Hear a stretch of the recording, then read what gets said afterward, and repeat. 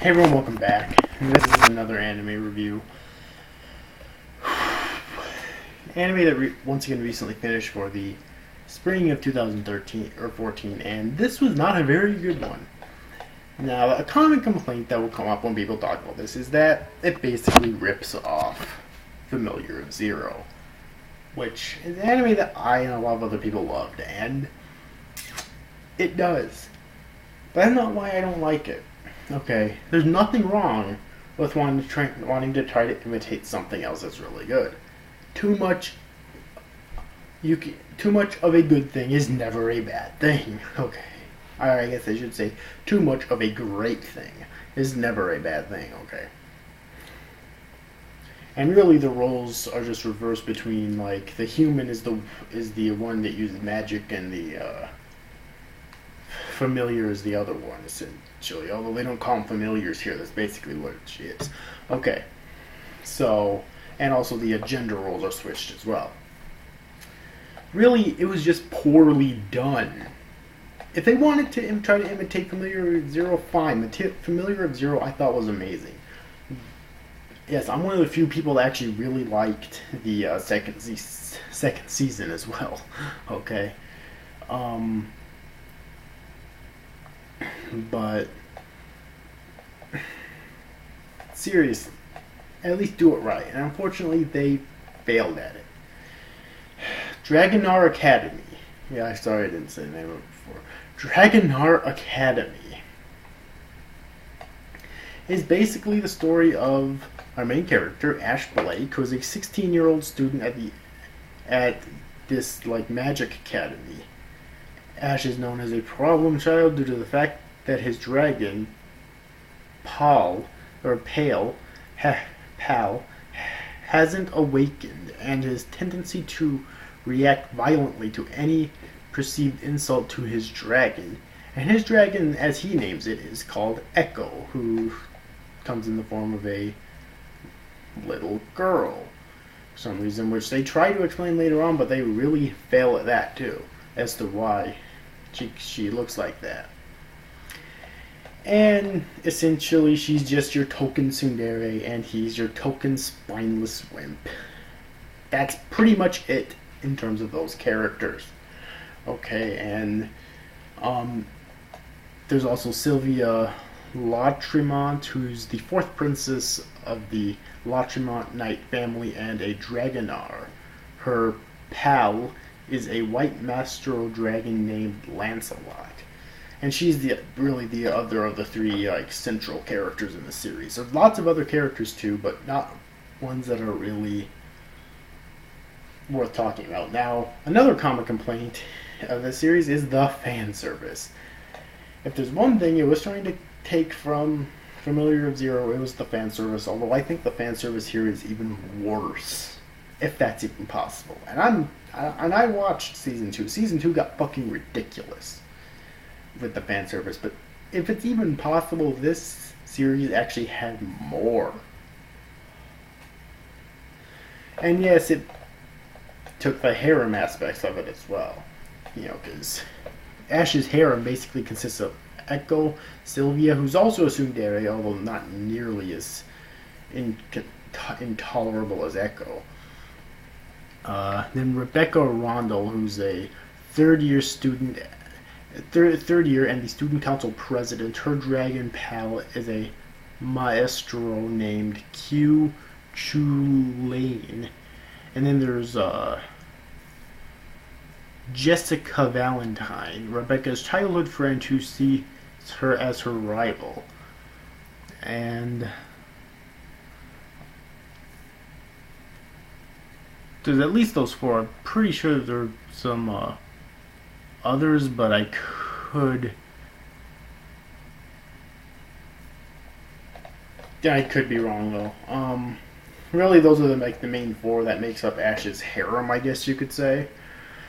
And it's just so, oh my god, like, this is not a series I was looking forward to watching every week. Let's put it that way. I mean, it just infuriated me so much at times. And there's many other things that they took from Familiar of Zero 2, which again, not a huge issue, they just didn't do it right. Like the whole Sylvia want into or Sylvia's sister trying to force her to marry one of the knights of their people, I guess, even though she doesn't want to, and for some reason Ash giving a shit even though he barely fucking knows her at this point. And it's like, there's so many other things too, and they just didn't do it right at all. It was really quite pathetic, actually. Let's see, who did this series? It was directed by Shunsuke Tada and Tomoyuki Kurokawa, and produced by Ryoji Maru, and written by Noboru Kimura, and by Studio C Stallion, which I looked up their works, and this is their only work so far, so yeah, not a very good way to start, let's just put it that way. And it originally ran from April 5th, 2014 to June 21st, 2014, with a total of 12 episodes. And there's probably going to be a season 2. I mean, it definitely left it open-ended like that, with a sort of cliffhanger. And if it really wants to go for copying Familiar of Zero, it probably will have a season 2. Which I'll probably watch because I like torturing myself like that, apparently. Anyways, though, is there really any good points about this series? I mean, the music... Okay, the music was pretty fucking epic, I do have to admit. Does it say music here? No, it does not say who composed the music here, damn. But the music was pretty fucking epic. Okay, it really was. It fit the mood perfectly. Nothing I really remember, but it fit the mood perfectly for each individual scene is really all I can say about that. The animation wasn't half bad either. It wasn't the greatest animation I've ever seen in anime, but not even close. But the animation was still really good where it counted. And there were even, not many, but a few, like, minor scenes where the animation was at least halfway decent. So, I guess in terms of animation, they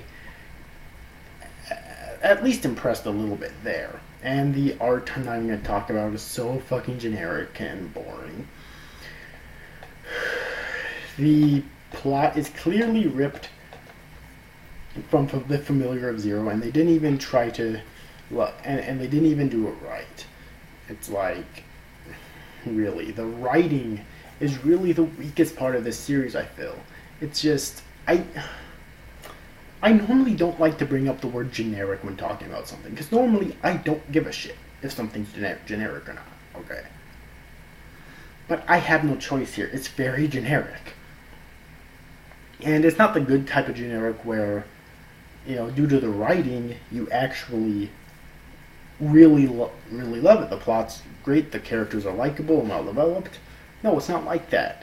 If something's generic, it's fine as long as it's well written. But this is not well written at all. Okay? The characters are really, I have the same thing to say about the characters I just said about the plot. They're generic with no heart or soul put into them at all. Okay? Especially Echo. And why do I feel like a pedophile after watching this series? With the way they've been objectifying Echo. Seriously? It's like, oh my god. And there's lots of other characters, but none of them are really worth talking about. Except for like the main three, but even, and I guess Rebecca as well, but even they're not too interesting, really. So, all in all, can I recommend this series? Not really. It did not impress me at all. The only reason I could recommend you just watch the series is just out of morbid curiosity, which is pretty much why I watched it to begin with. Because, like I said, I apparently love torturing myself. So yes, but I think I'm just going to wrap up this review here. It was very poorly done. I am very disappointed in it, because if the writing was good enough, it could have turned out to be something great. It really could have, despite the fact that it's basically ripping off the Familiar of Zero. If the writing was good enough, it could have turned out to be something great. But unfortunately, it wasn't. Which, that's the disappointing part of it. Anyways, overall, I hope you enjoyed this review, guys. See you after, guys. Thanks for watching. Bye-bye.